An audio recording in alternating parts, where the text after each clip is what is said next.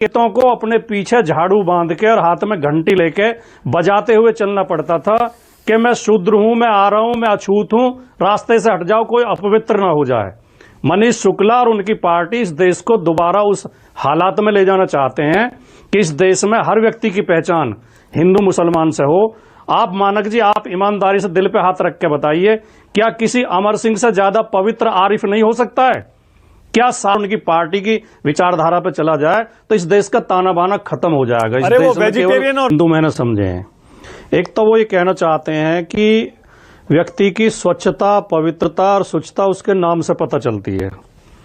नाम से पता चलेगा कौन पवित्र है, कौन स्वच्छ है, कौन साफ है, किसमें गंदगी नहीं है।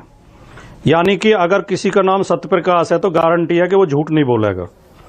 अगर किसी का नाम धनपत राय है तो वो अमीर आदमी ही होगा, और किसी का नाम अमर सिंह है तो उसे कभी मौत नहीं आएगी। मनीष शुक्ला का ये मानना है।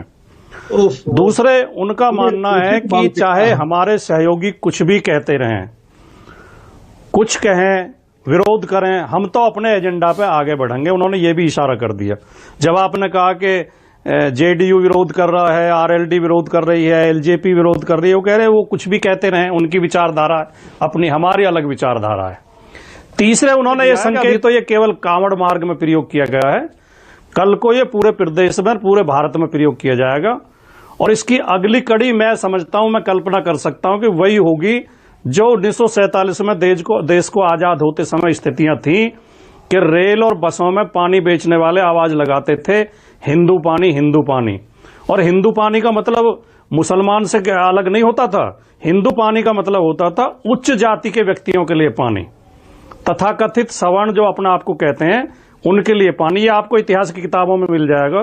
बहुत ऑथेंटिक लेखक की मैंने किताब पढ़ी है कि उस समय हालात ये थे। और इस देश में ऐसे भी हालात थे कि दलितों को अपने पीछे झाड़ू बांध के और हाथ में घंटी लेके बजाते हुए चलना पड़ता था कि मैं शूद्र हूं, मैं आ रहा हूं, मैं अछूत हूं, रास्ते से हट जाओ, कोई अपवित्र ना हो जाए। मनीष शुक्ला और उनकी पार्टी इस देश को दोबारा उस हालात में ले जाना चाहते हैं कि इस देश में हर व्यक्ति की पहचान हिंदू मुसलमान से हो।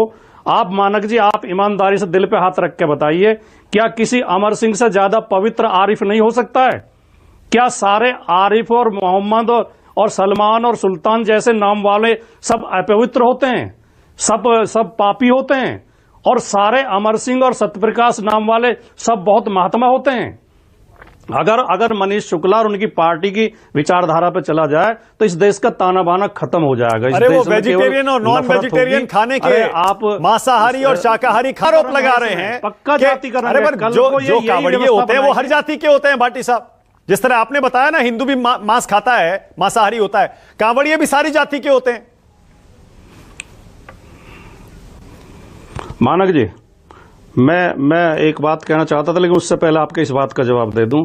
जो व्यक्ति इस बात में विश्वास कर सकता है कि मुसलमान के हाथ का खा के कांवड़िया अपवित्र हो जाएगा, वो किसी दलित, और वो ऐसे लोग, ऐसी मानसिकता रखने वाले लोग दलितों से, शूद्रों से और पिछड़ों से, मुसलमान से भी ज्यादा नफरत करते हैं। ये वही पार्टी है जिनके मुख्यमंत्री ने, जब अखिलेश यादव ने मुख्यमंत्री आवास खाली किया था तो योगी आदित्यनाथ जी ने उसे गंगा जल से धुलवाया था कि इसमें एक पिछड़े वर्ग का मुख्यमंत्री रहा है, इसलिए ये अपवित्र हो गया है। उसे गंगा जल से धुलवा के पवित्र कराया गया था। दूसरी बात, अगर मनीष शुक्ला जी की सोच पर चला जाए तो फिर ये जो इतने मुसलमान कवियों ने और भजन उपदेशकों ने हिंदू देवी देवताओं की स्तुतियां गाई हैं, मुझे तो याद आता है कि जब हिंदी सिनेमा के 100 वर्ष पूरे हुए थे तो 10-10 की सीरत चलाई गई थी। 10 श्रेष्ठ फिल्में, 10 श्रेष्ठ कलाकार, 10 श्रेष्ठ हास्य कलाकार, 10 श्रेष्ठ खलनायक, उसमें आया था 10 श्रेष्ठ भजन, हिंदू देवी देवताओं के 10 श्रेष्ठ भजन। उनमें से 8 भजन मोहम्मद रफी के गाए हुए थे। ये देश का ताना बाना। रस खान को क्या हम भूल जाएंगे? अच्छा, जिस रस खान ने श्री कृष्ण की स्तुति में ऐसे भजन लिखे हैं, कोई हिंदू नहीं लिख पाया। आपने अपना